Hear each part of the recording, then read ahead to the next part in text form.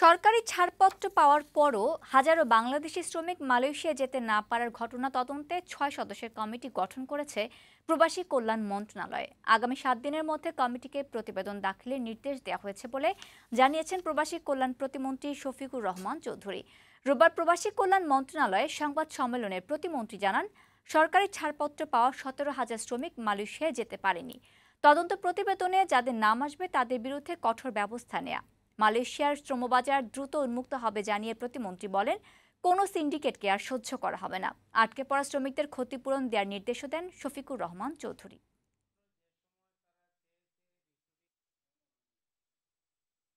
আমরা একটা তদন্ত কমিটি করেছি, মন্ত্রণালয়ের পক্ষ থেকে ৬ সদস্য তদন্ত কমিটি হয়েছে।